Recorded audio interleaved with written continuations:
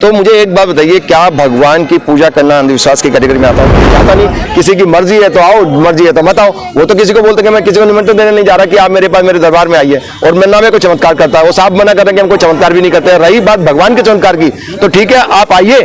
अगर आपको लगता है कि सचमुच चमत्कार हुआ है तो वही करेंगे। भगवान करते हैं, हनुमान जी, मैं तो नहीं करता। बालाजी है वहाँ, दुनिया को तमाम चमत्कार वहाँ दिख जाएंगे। आप देख चले जाइए ना वहाँ पे। किसी को कोई प्रॉब्लम है 2 मिनट में वहाँ कोई बाबा भी नहीं बैठा, ना कोई साधु बैठा, ना कोई बाबा बैठा। भगवान के चमत्कार की बात करते हैं ना, वहाँ जाए मेहंदीपुर बालाजी चले जाइए। फुटबॉल की तरह गिरते हैं लोग, कैसे भागते हैं 100 किलोमीटर पर आवर की स्पीड से लुढ़क जाते हैं फुटबॉल की तरह। वो छोड़ो, दरबार लगता है उनका, ओपन दरबार लगता है। आप कैमरा ले जाओ, उनको पूछो कि भैया हमें डाउट है, लो वो तो बात कर रहे हैं, ओपन दरबार लगता है। आप पकड़ो ना उनको, वो तो कह रहे हैं मेरे को चैलेंज स्वीकार है, उसके आगे क्या बोलोगे?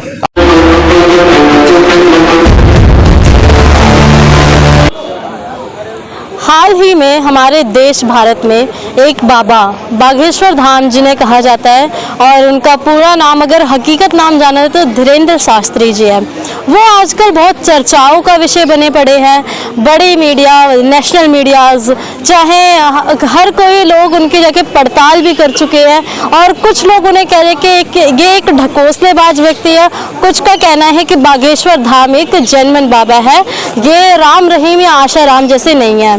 अब सवाल ये उठता है कि ये बाबा जेन्युइन है या नहीं है, ये तो हम नहीं जानते। लेकिन इस विषय पे चर्चा करने के लिए हमारे साथ मिस्टर रिची लुथारिया जी हैं। ये एक सोशल एक्टिविस्ट है। तो आइए एक बार इनसे जानते हैं इनकी क्या राय है बागेश्वर धाम सरकार के बारे में। रिची जी, जो बाबा है, कुछ लोग कह रहे हैं महाराष्ट्र गवर्नमेंट ने उन पर तंज भी कसा है कि ये बागेश्वर धाम जो है ये अंधविश्वास फैला रहे हैं केवल। महाराष्ट्र गवर्नमेंट ने कर, हाँ, महाराष्ट्र गवर्नमेंट के किसी नेता के द्वारा ही ये कहा गया है कि ये केवल और केवल अंधविश्वास फैला रहे हैं। और कुछ लोग कुछ नहीं, जैसे कि आप जानते हो, जब भी ये अपने कथा करते हैं तो हजारों की संख्या में इनके पास लोग पहुंचते हैं। एक दिव्य दरबार लगाया जाता है जहां पे ये उस व्यक्ति के बारे में, जिस भी व्यक्ति को चुनते हैं उसके बारे में, उसका भूत भविष्य वर्तमान सब बताते हैं। तो आपको लगता है कि आज के दौर में इस प्रकार के चमत्कार संभव है? आप मुझे एक बात बताइए पहले तो, कि जो उन्होंने इल्जाम लगाए हैं, उन्होंने जो भी इल्जाम लगाए हैं उसके अंदर उन्होंने बोला है कि ये तमाम जो भी कुछ ये धीरेन्द्र शास्त्री जी कर रहे हैं वो सब अंधविश्वास की कैटेगरी में आता है, जैसा कि वो कहते हैं। तो मुझे एक बात बताइए, क्या भगवान की पूजा करना अंधविश्वास की कैटेगरी में आता है? क्या गॉड को प्रे करना, मैं दूसरे शब्दों में बोलता हूँ, क्योंकि अगर भगवान का मतलब आपका सिर्फ हिंदू से है तो मैं आपको क्लैरिफाई कर देता हूँ कि गॉड में बिलीव करना या गॉड की प्रे करना अगर अंधविश्वास की श्रेणी में आता है तो सारे धर्म के अंदर जो भी कोई नमाज पढ़ता है या क्रिश्चियन चर्च में जाता है या कोई भी कोई जो किसी की भी पूजा करता है, मंदिर में जाता है, सब कुछ अंधविश्वास है। क्या ये आप अंधविश्वास पे आधारित है तो फिर सबको बैन कर दीजिए आप। अगर देखिए ये अगर गलत है, अगर आपको लगता है कि सर्टेन वो इस कैटेगरी में आता है, इस कैटेगरी में आता है, उन्होंने तमाम कानून के बारे में बताने की कोशिश करी है कि इस श्रेणी के अंदर ये अंधविश्वास बनता है, इस श्रेणी में बनता है, तो वो तो कहते हैं ठीक है भैया, उन्होंने चैलेंज किया था कि मैं ऐसा ऐसा करूंगा।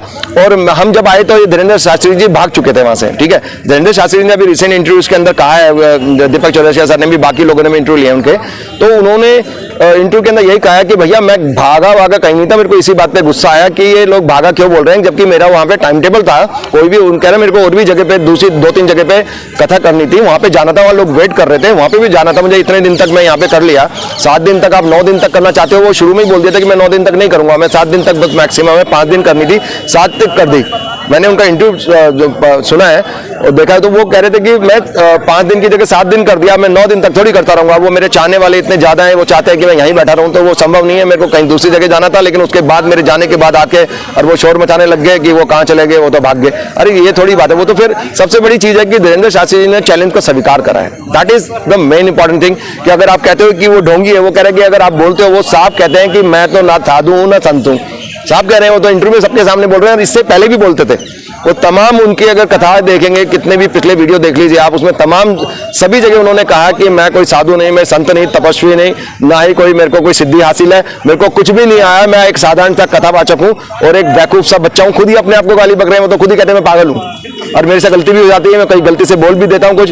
तो ये तमाम चीजें है ना, ये तमाम चीजें जो उन्होंने बोली कि भैया मैं तो, वो पहले ही किसी चीज के लिए वो नहीं बोल रहे ना कि मैं ये चमत्कार करता हूँ। उन्होंने कभी नहीं कहा चमत्कार करता हूँ, उन्होंने कहा कि कि ये जो भी करते हैं ना भगवान करते हैं, भगवान हनुमान जी करते हैं, इनमें आपको श्रद्धा हो। मैं तो किसी को बुलाने जाता नहीं, किसी की मर्जी है तो आओ, मर्जी है तो मत आओ। वो तो किसी को बोलते कि मैं किसी को निमंत्रण देने नहीं जा रहा कि आप मेरे पास मेरे दरबार में आइए, और मैं ना में कोई चमत्कार करता है, वो साफ मना कर रहे हैं कि हम कोई चमत्कार भी नहीं करते। रही बात भगवान के चमत्कार की, तो ठीक है आप आइए, अगर आपको लगता है कि सचमुच चमत्कार हुआ है तो वही करेंगे, भगवान करते हैं, हनुमान जी, मैं तो नहीं करता।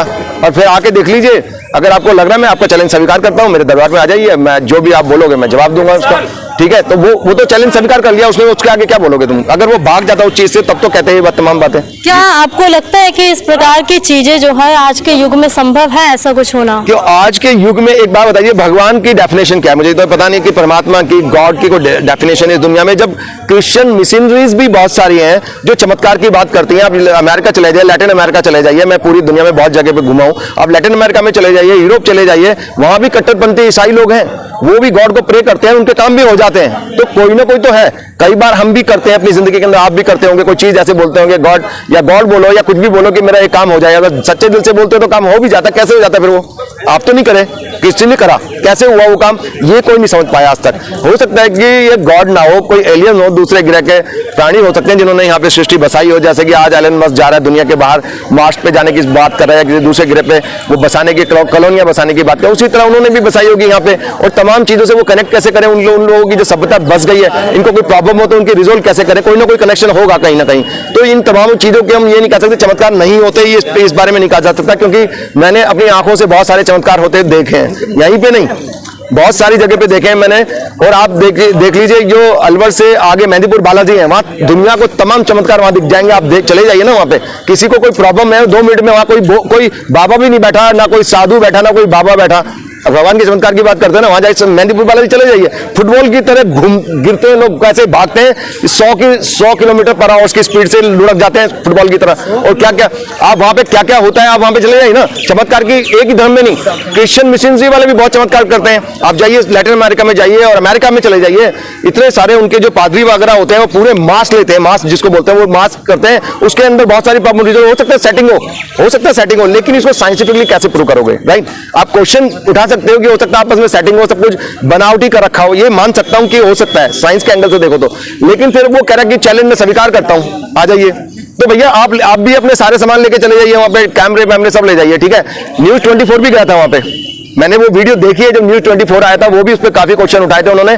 बाद में जब उन्होंने बोला कि आप भीड़ में से किसी को भी बुला लीजिए, 3 लोगों को, किसी को भी ले आइए, एक तो पुलिस ऑफिसर थी और 2 और थे, उनको लेके आए और कह रहा है इनके बारे में मैं कुछ नहीं जानता, कहीं से भी उठा लाओ, इधर से लाओ, उधर से लाओ, कहीं से भी ले आओ। 3 लोगों को लेके आए थे, कह रहा है इनके सबके सब मैंने लिख दिए पर्चों पे। अब उन्होंने बोला आप बताइए किसका पहले उठाऊं? अरे क्या पता न्यूज़ 24 और बाबा जी की सेटिंग हो सकता है, मैं कह रहा हूं हो सकता है, मैं ये इस पे डिनाई नहीं कर रहा, मैं पहले ही बोल दिया हूं कि हो सकता है सेटिंग हो। तो इसमें आप जाइए ना, आपने चैलेंज करा है, उसने स्वीकार कर लिया है, क्वेश्चन कहां उठता है फिर उसके आगे? आपने चैलेंज करा, उन्होंने स्वीकार कर लिया, तो इश्यू खत्म, डिस्प्यूट कहां है? रही बात शिवसेना के मंत्रियों द्वारा इस बात को क्रिटिसाइज करने की, आपको भूलना नहीं चाहिए कि आज वो जितने भी साधु संतों को बीजेपी से जोड़ के देख रहे हैं, इसलिए उसकी बुराई कर रहे हैं। कभी ये देखना चाहिए कि उनका नाम भी शिवसेना है और वो भी यही करते आए हैं उससे पहले। आज वो सत्ता के अंदर कोई दूसरी पार्टी आ गई, बीजेपी आ गई, तो आप बोलेंगे, फिर आपके भगवान गायब, आपकी भक्ति गायब, है ना। फिर आप आ जाओगे तो बीजेपी बोलेगी, अरे तो ये इनका मतलब ना इन लोगों का धर्म है, ना ईमान है, ना कोई देशभक्ति है, सब नकली है। बीजेपी हो, शिवसेना हो, सारे नकली हैं। अगर इस धरती पे कहीं कुछ है, चाहे उसको एलियन कह लीजिए या गॉड कह लीजिए, खुदा कह लीजिए, कुछ ना कुछ तो है जरूर इस धरती के ऊपर, जो पूरी सृष्टि को चलाता है। करोड़ों लोग हैं, उनके दिमाग सबके अलग अलग, हर बंदा अलग अलग सोच रहा होता है, अलग अलग प्लानिंग बना रहा होता है, हर कोई जा रहा होता है, लेकिन टकराते नहीं जब तक कि कोई डिस्टर्बेंस ना हो। इतनी भीड़ में भी लोग चलते रहते हैं, हर चीज चल रही होती है इस दुनिया के अंदर। तो कोई तो है जो समुद्र में, जमीन में, आसमान में, कितने जीव जंतु हैं इस धरती के ऊपर, सब कुछ प्रजनन क्रिया है, खाना भी पहुंचता है उनके बाप से। ये खुदाई करके देखिए 100 फीट नीचे जमीन में, आप तो कोई थाली में ले जाकर खाना नहीं ले रहा ना, वह कीड़े मकोड़े उनको खाना मिल रहा है, उनके बच्चे हो रहे हैं। बच्चे कैसे होते हैं, कुछ तो जब प्रजनन क्रिया है ना वहाँ। अब 12,000 फीट चले जाइए समुद्र के अंदर, ऑक्टोपस है, अलग अलग प्रजाति की ऐसे ऐसे जीव जंतु मिलेंगे जो आपने कभी देखे नहीं। डिस्कवरी चैनल पे देखिए, आप उस पे देखिए, तमाम ज्योग्राफिकल चैनल वगैरह पे, तो आपको लगेगा उनकी भी एक जीवन चर्चा है, पूरी एक श्रृंखला है, एक सिस्टम है चलने वाला। कोई तो चला रहा होगा, कि कोई तो होगा, खुदा बोल लो उसको, भगवान बोल लो, ईश्वर बोल लो, कुछ भी बोल लो आप उसको, कोई तो शक्ति है जो पूरी दुनिया को चलाती है, तो उसको आप ये कहोगे कि अंधविश्वास है, उसमें विश्वास करना, तो आई डोंट नो कि फिर विश्वास क्या है। मतलब आप कह रहे हैं कि बागेश्वर धाम जो करते हैं उसमें भगवान का हाथ है। वो तो साहब कहते हैं कि मैं ना साधु हूँ, ना मैं संत वो हूँ, नहीं, ना आप मैं अपने तपस्वी बताइए, हूँ। आपको क्या जो लगता है? मैं कुछ भी नहीं भैया, हमें तो क्या पता, वो जो बोलेंगे वही तो मानेंगे हम। अब फिर हमें लगता है कि डाउट है कि हम चैलेंज कर रहे हैं, तो फिर कर लो, वो तो कह रहा आ जाओ, वो प्रूव करेगा, पकड़ लेना, वो पकड़ लेना ना उसको। अगर आपको डाउट है, आप सारी सिस्टम लेके जाओ, उसको कैसे पकड़े। हम तो जानना चाहते हैं कि वो पकड़ में है, अगर वो ढोंगी है तो पकड़ में आने चाहिए, अगर वो ढोंगी है तो वो एक्सपोज होने चाहिए। अगर कोई गलत काम करता है, आशाराम हो या कोई भी बंदा संत अगर गलत काम करता है, उसके लिए कानून बना हुआ देश का, उसको सजा मिलनी चाहिए। लेकिन आप सभी साधुओं को एक ही रंग में रंग दोगे, क्योंकि वो आपको लगता है कि भगवा पहन रखा है उन्होंने, या बीजेपी के, वो भगवा से मतलब बीजेपी से मतलब नहीं है। ऐसे बहुत सारे साधु संत हैं जो बीजेपी के प्रचारक नहीं है, वो अपने काम में लगे रहते हैं, तपस्या करते हैं, जो भी काम करते हैं अपने काम में लगे रहते हैं। वो सारे के सारे इनके वो नहीं है एजेंट्स बीजेपी के, राइट। तो आप सबको गंदा कहना वो भी गलत है ना। सबको सारे लोगों को ये टारगेट करके एक एजेंडा के अंतर्गत अगर आप उनको टारगेट करते हो, वो सीध गलत है। आप मतलब आज वो सत्ता में बीजेपी, तो शिवसेना कह रही है कि ये तो डोंगी है। अरे वो कैसे बोल रहे हो आप? कोई रीजन होना चाहिए। उन्होंने आपके चैलेंज को स्वीकार करा है, वेट कर लो, चले जाओ। वो तो उसको भी बोला दीपक चौधरी को, आप भी आइए, और तमाम जो भी जाना चाहते हो, न्यूज 24 गया था, आप भी चले जाओ, आप सोशल मीडिया के चैनल आप भी चले जाओ, वो रोकते किसी को नहीं। ऐसा नहीं मिलता कोई। अरे छोड़ो, दरबार लगता है उनका, ओपन दरबार लगता है। आप कैमरा ले जाओ, उनको पूछो कि भैया हमें डाउट है, लो, वो तो बात कर रहे हैं, ओपन दरबार लगता है। आप पकड़ो ना उनको, वो तो कह रहे हैं मेरे को चैलेंज स्वीकार है, उसके आगे क्या बोलोगे? आपका सारा डिस्प्यूट खत्म हो जाता है जब आप बात करते हो कि मैं चैलेंज स्वीकार है। या तो उनको एक्सपोज करो जाके, पीछे से बोले क्या फायदा कि ये वो XYZ, कोई फायदा नहीं है ना। ब्ला ब्ला ब्ला से दुनिया नहीं चलती है। आप उनके पास जाइए, उनको एक्सपोज कीजिए, दैट्स इट।